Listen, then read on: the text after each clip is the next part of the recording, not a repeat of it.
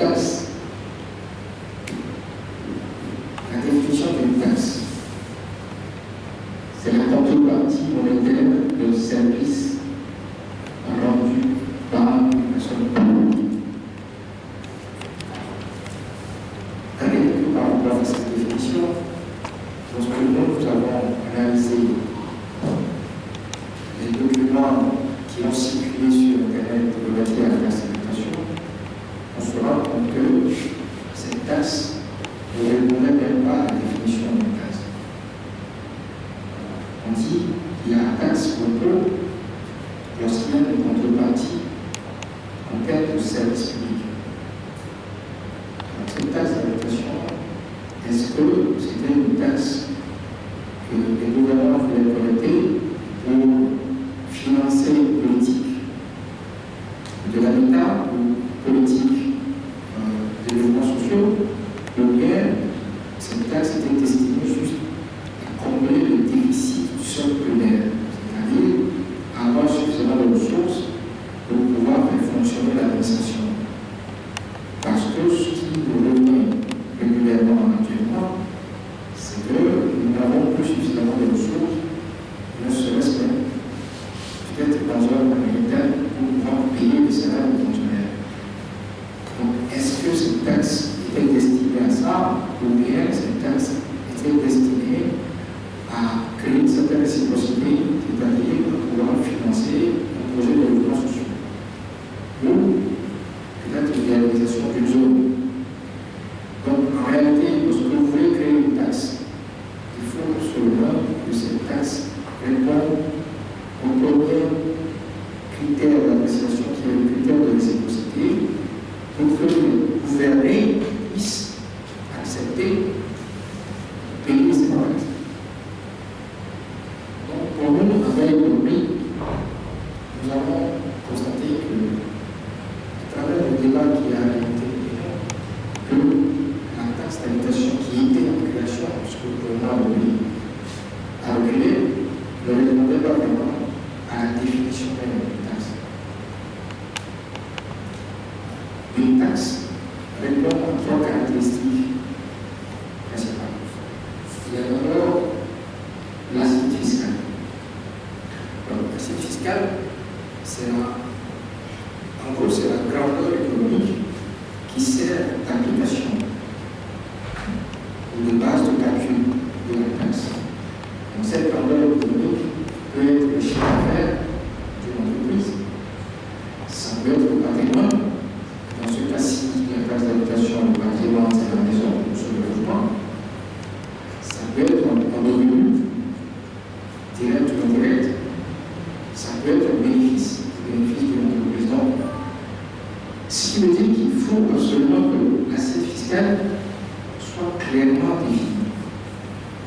Et dans le cas qui nous concerne, la taxe d'habitation qui allège les manipulations, ce que nous avons constaté, c'est que l'assiette fiscale même n'était pas clairement définie. On ne parle juste de logement, on définit le type de logement. Cependant, lorsqu'on prend la portion de logement à 2 étages, ou celui qui dispose d'un logement à 2 étages allait payer 100 000 francs de taxes, on ne dit pas que d'un agent économique à un autre, d'un citoyen à un autre qui dispose d'un logement à 2 étages, quelle était la différence entre les logements? Parce que un citoyen peut disposer d'un logement à 2 étages qui est juste additionné, et l'autre, un logement à 2 étages avec des carreaux. Ce qui veut dire que l'assiette fiscale, pour nous, à travers cette présentation qui avait été faite, n'était pas clairement définie. La seconde caractéristique, c'est le taux d'imposition. Il y a toujours un taux. Le taux peut être progressif, régressif, le taux peut être proportionnel, mais il y a toujours un taux. Lorsque nous avons examiné les montants qui avaient été publiés, nous nous sommes rendus compte qu'il n'y avait pas de taux. En réalité, c'était probablement un montant forfaitaire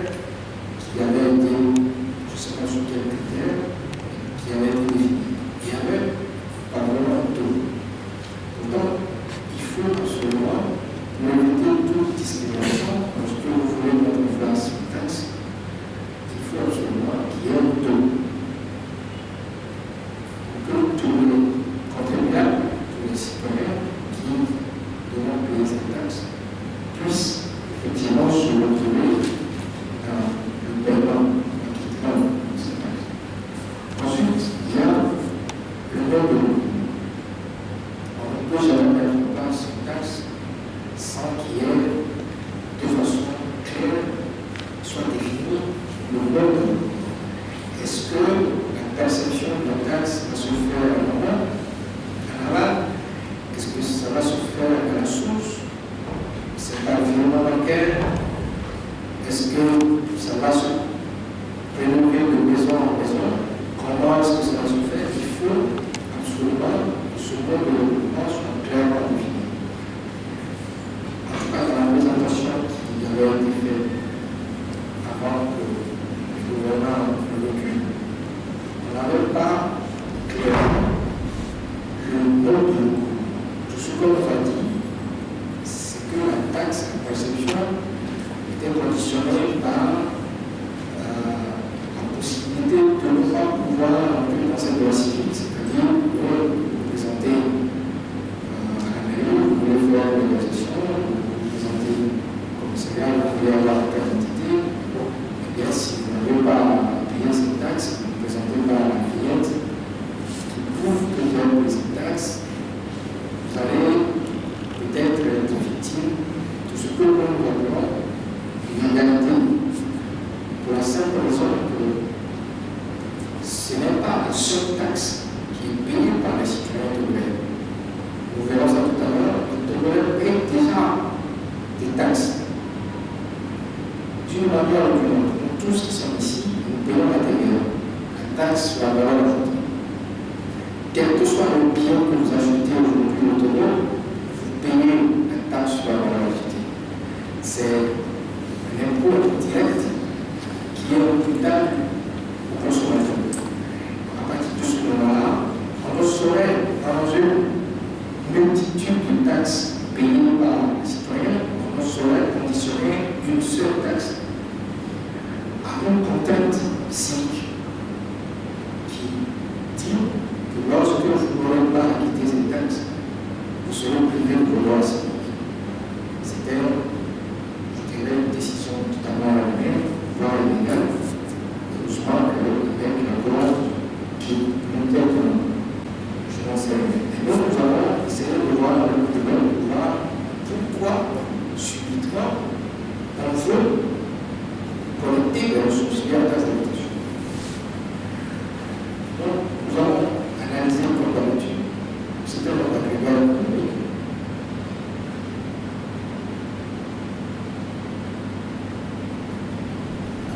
Nous avons, dans un premier temps, examiné ce que nous appelons la balance des transactions courantes du Togo. Alors, la balance des transactions courantes, c'est un indicateur très important. C'est quoi la balance des transactions courantes?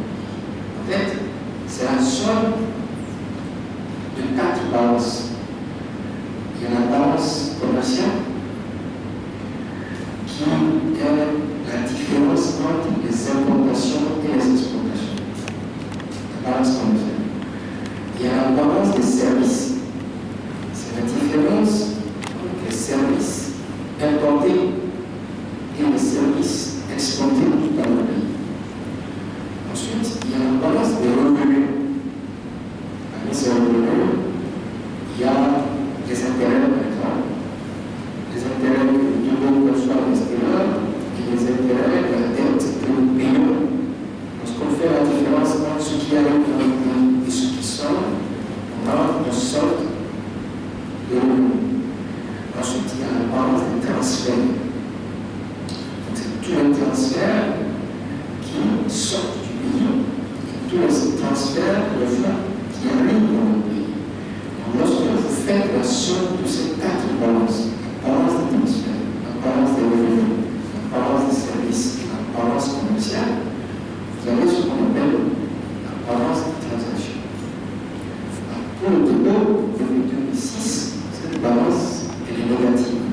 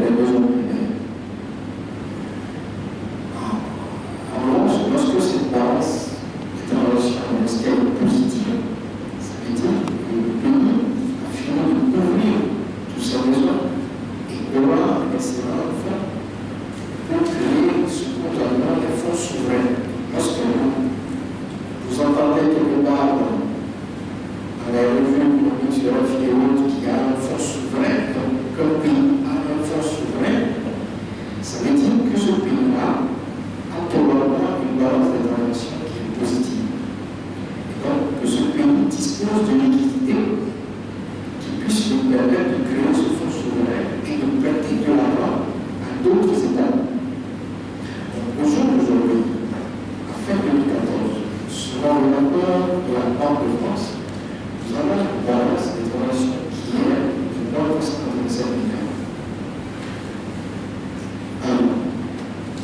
On continue l'analyse. Lorsque vous avez une balance des transactions qui est pleinement indicative, de façon automatique, vous avez votre dette qui progresse. Puisque vous êtes obligé de financer les besoins, vous êtes obligé de recourir à l'environnement extérieur. Donc, c'est ce qui se passe dans le pays naturellement. Nous avons notre endettement, selon le dernier rapport du FMI, je vous parle de la date de novembre 2015 sur le droit, notre dette globale est passée en 2012 de 941 milliards à fin 2015 à 1536 milliards et sera à fin 2020 à 2067 milliards de francs CFA.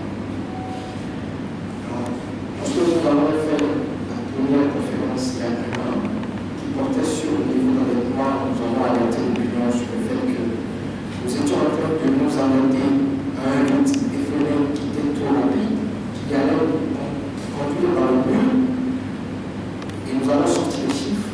Beaucoup n'avaient pas cru en ce que nous disions. Et c'est lorsque le FMI a fait sortir son rapport en novembre 2015 que tout le monde s'est rendu compte que il y avait un problème. Et ça a été confirmé par le gouvernement lui-même. À part le sol primaire, il y a le déficit budgétaire. Là aussi, le FMI a mis l'accent là-dessus. C'est aussi un problème. Depuis 10 ans, notre déficit budgétaire ne cesse de se dégrader. Nous sommes passés de moins 163 milliards en 2012 pour l'exercice 2016, dans le budget qui a été voté la dernière fois, le déficit budgétaire du pays est de moins 371 milliards. Ça représente quasiment 14% du PIB. Ça aussi, c'est un problème. D'abord parce que c'est en violation du pacte de stabilité monétaire, économique et monétaire de la zone euro qui prévoit pour les critères de convergence que ce déficit budgétaire soit inférieur à 3% du PIB. Aujourd'hui, nous sommes à 14% du PIB. Le ministre de l'économie et des finances ont dit pour le budget de 2016 prévoit des mécanismes qui feront en sorte que ce déficit a commencé par baisser à partir de 2017. Moi, personnellement, je ne suis pas convaincu. Ça aussi, c'est un problème. Pourquoi? Parce que quasiment 30% ou 40% de ce déficit budgétaire alimente directement notre dette. Et l'autre gros problème que le Togo a, c'est la sortie ici des flux, des fonds. En gros, la sueur, les souffrances que les Togolais passent toute la journée pour travailler s'envolent du pays. Le dernier rapport de Global Financial Integrity nous dit qu'il est sorti du Togo entre 2003 et 2014 22 000 millions de dollars. Cela représente plus de 11 000 milliards de francs CFA. Lorsque vous faites l'analyse de ce rapport, vous vous rendez compte que ça représente 1114 milliards de francs CFA en moyenne chaque année qui sortent du Togo. Lorsque je me suis amusé à faire le calcul par jour, je me suis retrouvé à 3 milliards de francs CFA par jour. Il y a des ressources dans ce pays qui quittent ce pays tous les jours jusqu'à hauteur de 3 milliards de francs CFA. Et on veut percevoir aujourd'hui une taxe d'habitation. J'avoue que c'est avec beaucoup de douleur que j'ai écrit ce document. Quand on a dit qu'on voulait percevoir la taxe d'habitation. Parce que moi, j'analyse l'économie du Togo depuis une dizaine d'années. Je sais exactement les ressources dont dispose le pays. Donc ça aussi, c'est un problème. Et ça ne freine pas, ça ne freine pas. Le rapport 2014 va jusqu'en 2013. C'est-à-dire que les 2 dernières années, 2012-2013, il est sorti plus de 700 milliards de ce pays, le franc CFA. Alors, 1114 milliards en moyenne, c'est plus que le budget actuel, c'est plus que le budget de 2016. Et nous, avec l'économie, nous appelons ça tout budgétaire. Pour nous, une grosse partie de cette somme devrait aller au trésor public. Et cette somme se retrouve pour le moment dans les paradis fiscaux.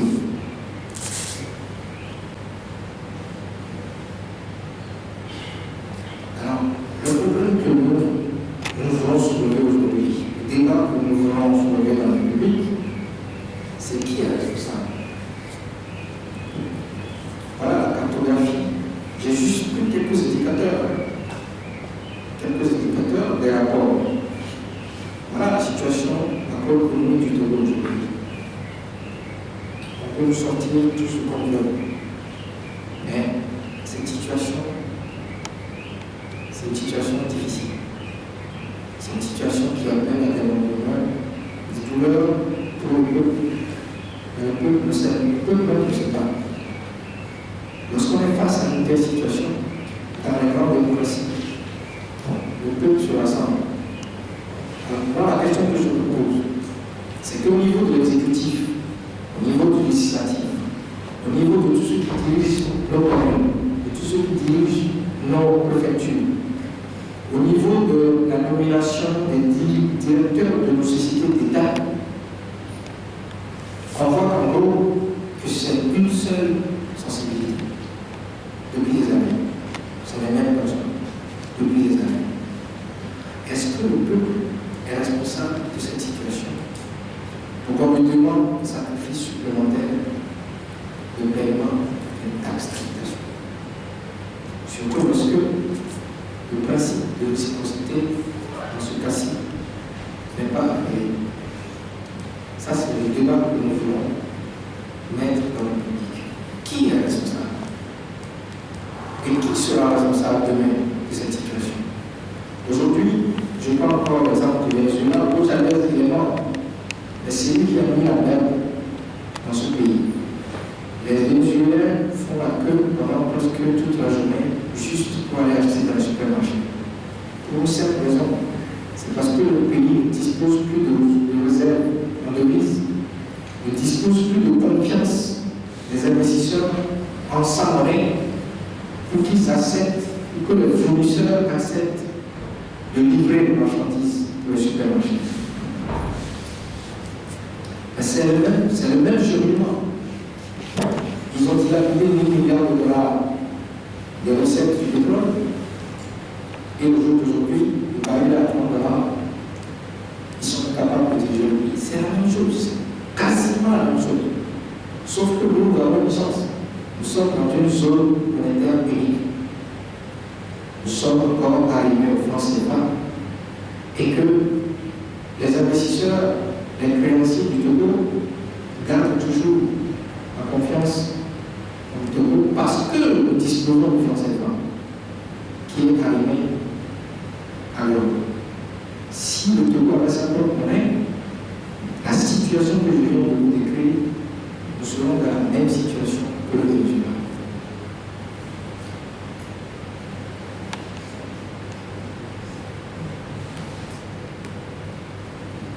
Alors, imaginons un seul instant que,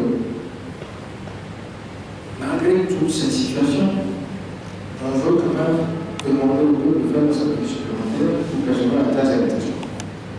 Il faut quand même que cette taxe réponde à un certain nombre de critères d'appréciation. Le premier critère, c'est le critère de réciprocité. Il faut absolument, si on veut recevoir cette taxe, que cette taxe réponde soit extantée à une situation de réciprocité, c'est-à-dire qu'il y ait déjà une politique de mouvement depuis des années, une politique de viabilisation des zones qui sert d'habitation aux populations depuis des années, ce qui n'est pas le cas de ou ex post, c'est-à-dire, au jour d'aujourd'hui, il y a un projet pilote à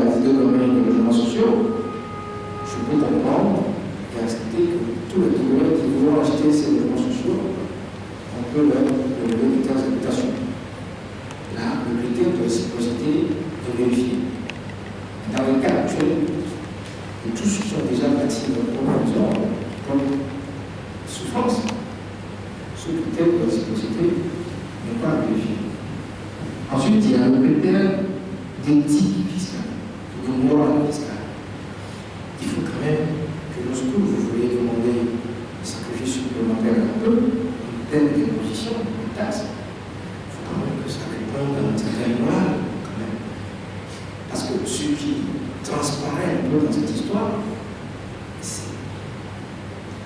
On dirait qu'on veut financer l'enrichissement de certains populaires par l'imposition d'autres. La situation que je viens de vous décrire, nous sortions de l'IBT en 2010 où il y a eu l'effacement de notre dette. Aujourd'hui, nous sommes dans une situation où nous sommes obligés d'aller faire l'endettement pour payer notre dette. Le niveau de notre dette est encore élevé. Nous sommes à 62 cents du PIB. Le critère de convergence de l'UEMOA situe le plafond à 70% du PIB. Ce n'est pas un objectif. Parfois, nous avons l'impression que les gens interprètent les 70% du PIB qui est le plafond que l'UEMOA a fixé. Nous avons l'impression que les gens veulent atteindre les 70% du PIB. Si nous atteignons les 70% du PIB, eh bien, ce serait une catastrophe. La situation que je dois décrire va s'empirer.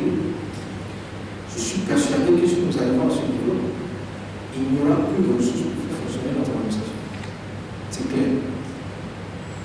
Donc, ce n'est pas un objectif, c'est un point de référence qu'il ne faut absolument pas approcher. Nous sommes à 62,5% au jour d'aujourd'hui. Fin 2015. Le plafond c'est 70, nous sommes encore à 1000 points. Il faut 55 du plafond. Donc, il faut absolument arrêter. Sinon, c'est des lendemains douloureux qui nous attendent. Le dernier critère, c'est la justice fiscale. Il faut quand même que lorsque vous voulez mettre en place une taxe d'habitation, qu'il y ait une justice fiscale en taxe d'habitation. Vous ne pouvez pas demander à un monsieur qui a fait la fonction publique, qui avait 120 000 francs ou 150 000 francs maximum à sa retraite de salaire, qui a passé 25 ans à construire sa maison, qui pour des besoins est allé à un étage ou à 2 étages, vous ne pouvez pas lui demander de payer 100 000 francs. Tandis que quelqu'un qui a fait la loi, qui a ramassé des centaines de millions, qui a également 2 étages, vous lui demandez de payer 100 000 francs. Il y a la justice fiscale dans cette histoire. Il faut quand même qu'il y ait une justice fiscale. Donc, ce que nous avons vu, ce que nous avons entendu dans l'opinion relative à cette taxe, ça ne répond pas à une justice fiscale. Donc, si d'aventure le gouvernement veut organiser cette taxe, il faut quand même que ça réponde au minimum à certains critères. Le critère de réciprocité, le critère de justice fiscale et le critère de justice fiscale.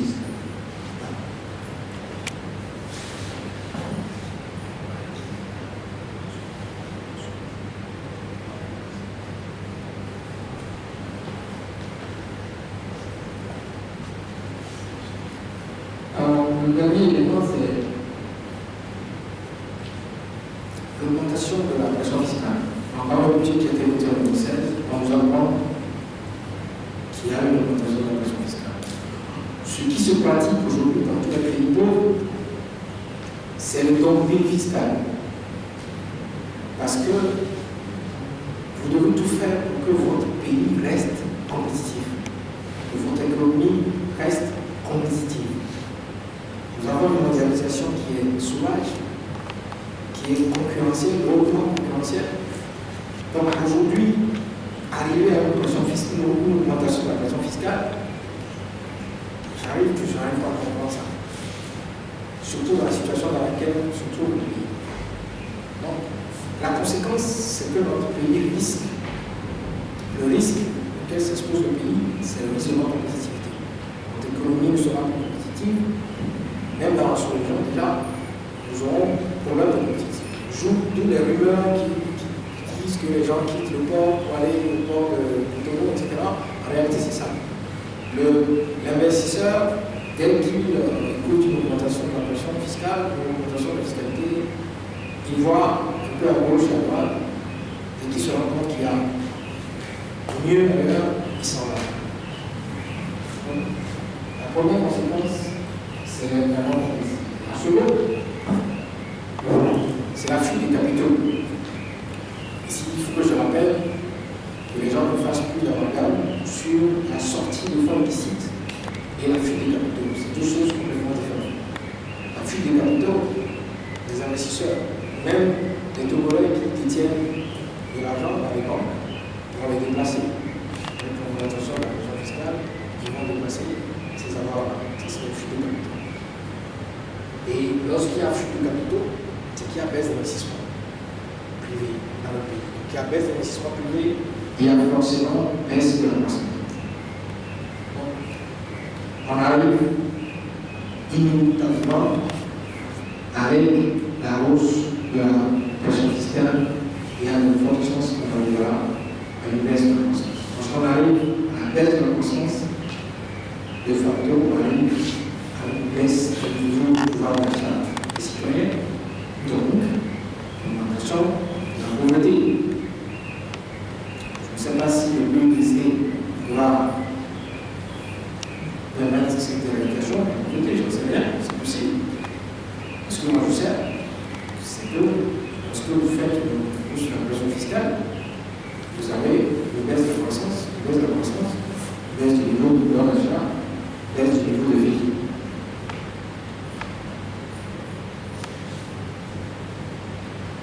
Voilà, en gros, rapidement présenté